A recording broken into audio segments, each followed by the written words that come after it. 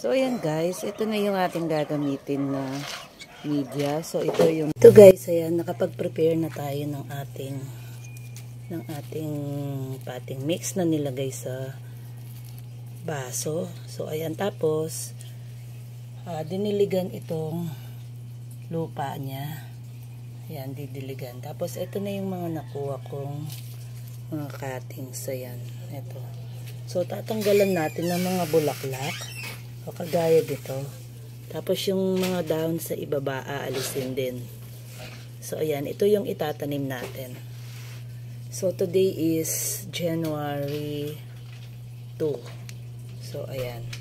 So 22 pieces itong i-propagate natin. Ayan. So ayan guys, yung ating paggawa ng ating mga ICU method. So ayan. So ito nailagay ko na sa plastic. Tapos ayan. Ilalagay ko lang itong takip nila. So ito na yung nagawa ko.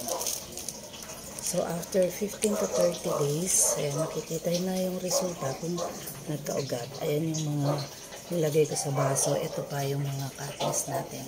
So ayan guys. So pakikita ko na lang lahat sa mga susunod na vlogs. Thank you.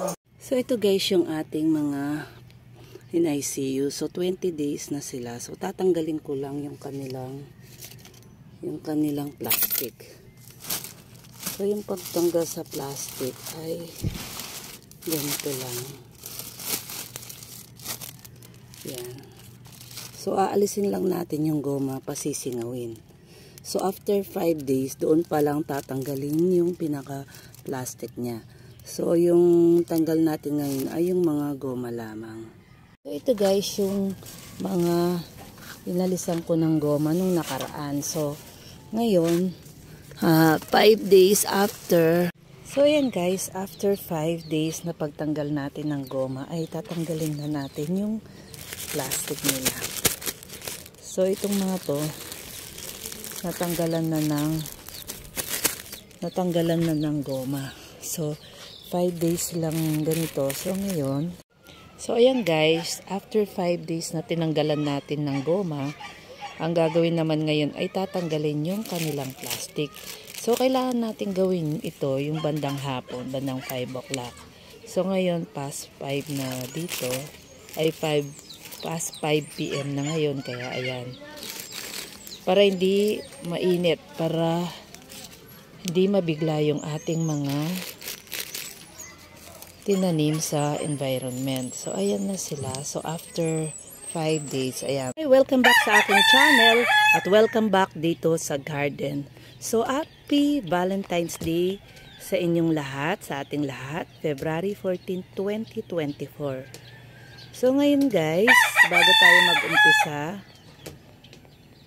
paki-subscribe po yung aking channel, Plantitas Vlog, at like, comments, at hit the notification bell para updated kayo sa aking mga vlog.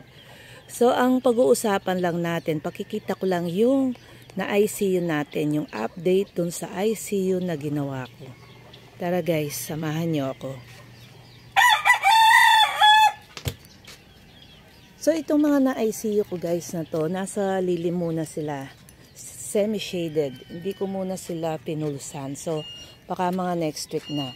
So, ilang araw sila sa semi-shaded. Nilabas ko lang sila ngayon for the sake na makita natin. Kasi, nandun sila sa ilalim doon. So, nilabas ko lang sila ngayon. So, ito guys yung ating mga na-propagate ngayon. So, silipin natin yung kanilang mga roots. Ayan. Ayan. Tingnan natin guys ito. Ayan o. Ayan. Ang laki ng roots niya. So, ayan. So, marami din yung mga namatay natin, guys. So, tinanggal ko na dito. Pero, meron iilan dito like this one. Ayan. Mukhang wala ng pag-asa ito. Tanggalin natin. So, ayan. So, more or less, ayan. Ay, nakapagpabuhay naman tayo. Ayan yung ugat niya. Oh, ay, saan? Ayun, ayun. Oh. Pero, ang liit lang niya. Ayan, guys. So, yan guys. Ito, ayan. Wala na to. Ayan. So, ayan yung ating update sa ICU method na ginawa natin. So, tignan lang natin yung mga iba pa nating mga bugis dito. Ito si Moonlight Jewel. Ayan. Ayan. Naka-graph ito. Moonlight Jewel.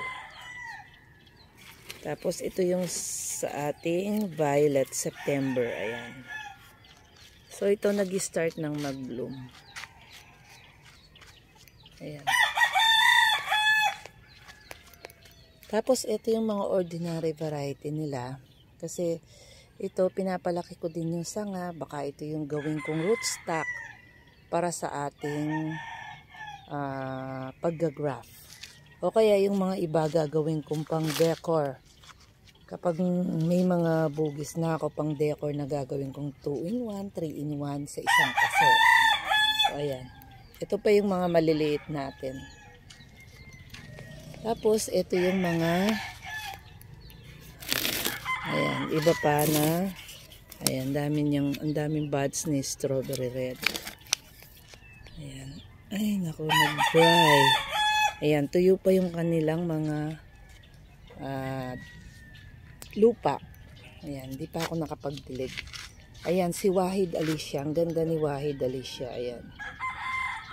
Si Wahid Alicia. Ayan, nagkakabuds pa siya. Ayan. So, ayan pa natin. Oh, yung white. Hindi ko lang alam kung anong pangalan ng white na to. So, ayan.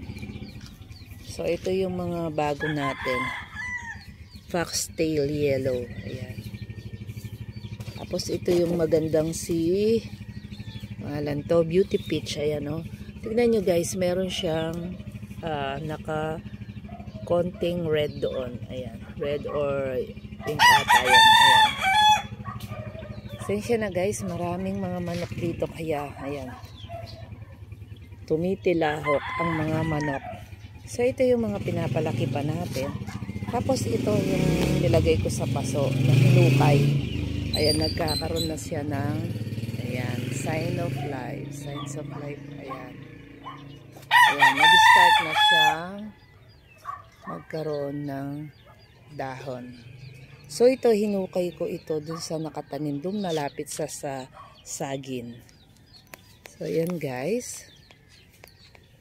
So, yan lang for today guys, yung update dun sa aking ICU method. So, ayan, ang ganda. So, muli, Happy Valentine's Day sa ating lahat. At see you on my next vlog, guys. Bye!